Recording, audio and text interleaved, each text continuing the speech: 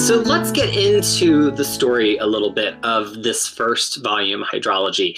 Batwoman, you get the sense that maybe she's been on patrol and doing some stuff like we saw in her last arc in Detective Comics, but she hits up against this supernatural foe. What is the nature of this foe that she winds herself up against?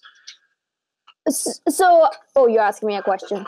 I think I'm asking you a question. So the thing is, like, it begins with very innocently, in the sense, like, you think it's just a straight up kidnapping event that, Yes. Kids are getting kidnapped, and police doesn't know what's going on. But then when Batwoman shows up to this house just in time to capture them, so we get to first peek of the villain, and then it's apparently she's pulling the water out of them.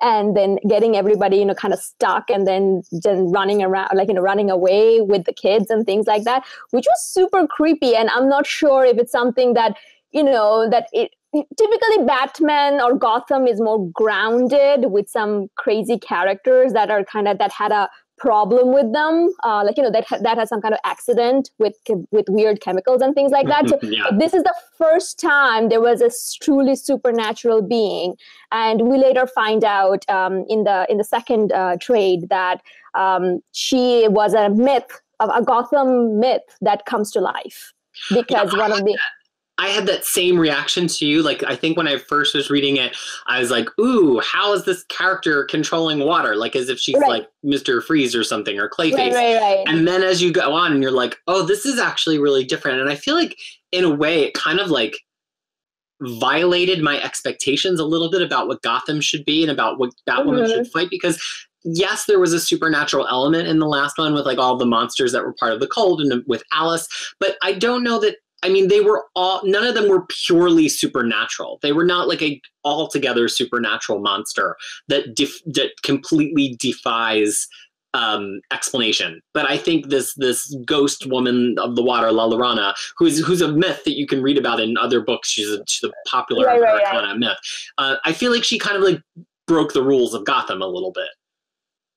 Yeah, and the thing is, I mean, I thought the same thing, that, okay, that's not the Gotham I know and love. But at the same time, I feel like if you want to introduce supernatural in DC world, Gotham will be the place to be. That place is so messed up and so, horrible. I don't even know why people even live there. That's the only place you could think about that this thing's coming together. And so I've also read like New 52, like the whole of Batman run, and Gotham has gone through like the 0 year at that point because Batman exists. So in my head, I kept on thinking like how tough these people of Gotham's are. They just have this problem after problems thrown at them, and they're like, oh, well, So there's like, a little bit of that too.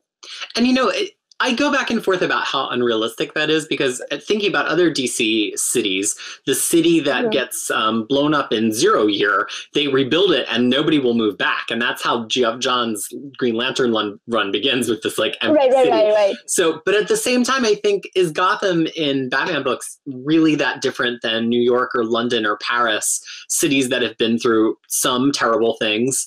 And people still live there, and it takes a certain kind of person to want to be in a city that big and that bustling, but there's benefits that come from it too. So I kind of go back and forth. Like sometimes I'm like, oh, that's totally unrealistic. Nobody would really live there. And then sometimes I think like, well, I think DC has drawn the line. A city that's completely obliterated is the city that people won't move back into. Anything less than that, they're fine. And Gotham has Batman, so I think that's the cool reason that everyone still want to be there. But anyway, we completely digressed from our Batwoman conversation. Well, I don't know if it's a digression, because I think part of the promise of Gotham under Batman is like it's always by dark.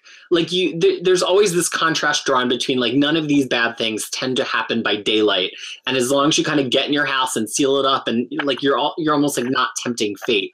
And I think part of what makes Batwoman as a different book is that, like, yes, we always see her by night. I don't think we've yet to see a daylight scene of Batwoman in the first half of this run. But there's this sense of like, but now it can come through your walls. Now it's this supernatural thing. Now it wants something that Batman can't even use psychology to figure out and then trap in Arkham. So it's kind of like it's definitely an escalation of what the people in Gotham have to deal with. Right. And I think, and you're right, like the color, anytime I read like a Batman book or, it always feels kind of strange to turn to a page and it's all light because you're so used to the darkness. And this entire book is so dark. Like, I mean, I'm not saying like figuratively, I mean, literally, like the color, everything of it is like, every page is like this. And the only thing that you have hold on to pretty much, or to see the movement of is her red hair. The whole arc of it. See, I'm paying more attention to art. I will say that I noticed this the whole book is colored by Dave Stewart, and Dave Stewart was the colorist on the Rucka and Williams run as well. And he continues to work with Williams to do this very interesting layering of who gets to occupy which plane of color. Kate gets to be the most photorealistic with the most reflections and glossiness, but then we get to see Bet as her hero identity briefly before Batwoman sort of like makes her quit training. She's almost entering that Batwoman level of realism. Whereas then Chase and Bones from the DEO occupy a different level of realism. It's still different than the really flat colors we get in Kate Kane when she's on her own and she's being herself, but it's still this like heightened, more beautiful color look. Right. But the thing is, like, were there two different artists for this? Because from time to time we go from like the different, because this one is more like Chris Samnee-ish-esque look. Yeah, but that's still Williams. Oh, okay. So all of this is J.H. Williams. That's interesting. Because I was like, okay, is there a different guest artist that shows up? Yeah, all Williams. And I think that really, I mean, talking about one where everything's at play, it's the beginning of the second issue in this spread, and there's so many things happening. There's Batwoman being her Batwoman self. There's this very like almost Batman 66, really like flatly colored villains that she's chewing through.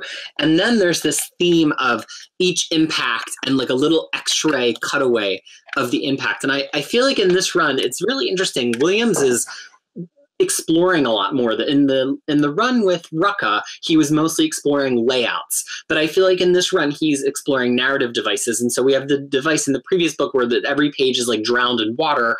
In this issue, there's the device of kind of zooming in and seeing these little skeleton X-ray bursts. In a later issue, we get the juxtaposition of these like overexposed photographs of Maggie Sawyer and Kate Kane making love over violence, which I have some things to say about when we get to that issue.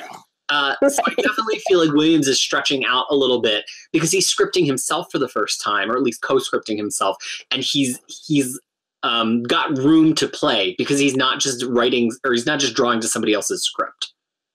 Right, and the thing is, like, and that's something that I really enjoyed. I mean, I have some strong opinion about the third trade.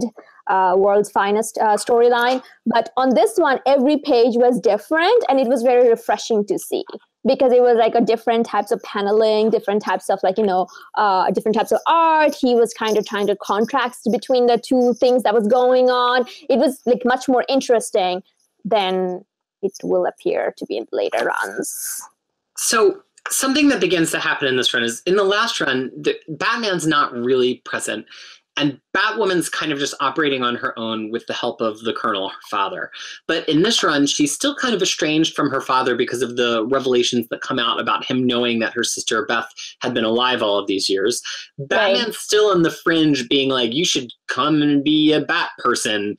And she's like, slow your roll. But now we get this other group, which is the DEO, headed up by Maggie Chase. Now, this was a character that actually J.H. Williams co-created in a series Chase, which is somewhere in my shelf.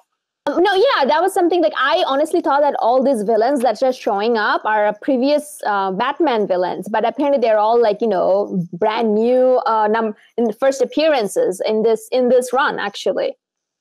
Yeah, so here's that Chase book by J.H. Williams and Dan Curtis. And I think let me check on the years here. So this originally came out in 1998 to 2002. So this is much earlier J.H. Williams. It's around the time of DC 1 Million. See how different. I mean, he still has that scope to his art, but this is just a much, much earlier version. So what's her story? Because I gleaned from the coming up that her father died and he was a superhero, but she kind of blames Batman for it. Was her father part of Batman Inc.? I don't know. This way predates Batman Inc. Obviously, because Okay. it's from the late 90s. And I've actually right. never read it. I got it because I was reading the Batwoman run, and I had the same experience you did of like, who's this Chase? Who's this Bones? Where did this come from? And then Right. around that same time, they issued this trade paperback, and I saw it was her and it was J.H. Williams. I'm like, I'll buy it. But I've never read it. So maybe when we're done this Batwoman run, maybe I'll finally sit down and read it and learn all of the secrets of Chase. Okay, because she doesn't come out to be, very well written in the book. Like, it's not just well written. It's just, not every character has to be good, but it's just like she has some questionable motives, and a lot of the time, I wanted to say, "Bitch, please." Like, so it's a bit frustrating, her backstory. Well, something that was frustrating to me, even in this first volume, is I think Chase on top of Maggie Sawyer was too much, too similar. Like, it's not that we can't have two women doing police work. I'm all about that. And I love, in fact, that the cast of this book, with the exception of Bones and the Colonel, is pretty much like an all-female cast. It's really, I think, really cool. But we have Maggie Sawyer, who's this tough cop in charge, second in command of the Gotham Police Department. And then we have, Chase, who's this tough agent who's second in command of the DEO. They both have short blonde hair. They're both, they just start to kind of bleed into each other for me. And in certain scenes, I can't even remember which one we're talking to. And then I forget if Chase has romantic feelings about Batwoman. She doesn't, but because they're just a little too similar. And I know that there's a little bit of a narrative device there between Batwoman being pulled between them. And does she want to be loyal to her lover, or does she want to be loyal to, this government agency? But I don't know. I just wish they'd been more visually differentiated, or that they'd been differentiated more as characters other than just being these two tough women, because at points they completely fade into each other, especially when they're at a crime scene and they're yelling at each other. It just feels like it's the same character yelling into a mirror to me. You're so sexist, Peter. I'm just kidding. But to be honest, though, that's the exact same feeling I had too. Because especially whenever they were together in the same panel, I'm like, wait, who's who? What's going on? Like, I know that Maggie had more shorter hair, and Chase had more wavy blonde hair. That's the only way to differentiate. But even then, from time to time, I'm like, wait, what's going on? Who's who? And you know what? And it's a valid. I think it's a valid criticism that they are a little bit too similar. And I don't know if Cameron was necessarily needed, but, that's neither here nor there. Yeah, I think she ultimately was... I don't know. I think the DEO was important to have, and to have this agency that was bigger than Batwoman, because I think part of what's unsaid there is that Batwoman, she has something about her relationship with authority that comes with her relationship with her father, his relationship to the military, and then her relationship to the military, where she almost has she's almost a little bit frozen in terms of she feels like she should comply with them. She's not a rebel through and through. Part of her wants to be, I think, a part of something larger, something coherent and more planned than Batman, who's this solo person. She can't get right with that. To her, somebody who just is one person in charge of this whole anti-crime vigilante group seems to grate against Kate Kane a little bit in a way that the DEO doesn't really. Do you get that too? Well, I think the fact that they needed to introduce DEO is to differentiate her from Batgirl. Because the thing is because Batgirl is part of the Batman Inc. or she works closely with Batman. And the fact that she refuses to work with Batman and then kind of goes to work with another authority figure, it's under a guise because she was blackmailed into doing that. I think it was just a way to differentiate the characters a little bit, or they wanted to keep Batwoman and Batman separate a little bit too much.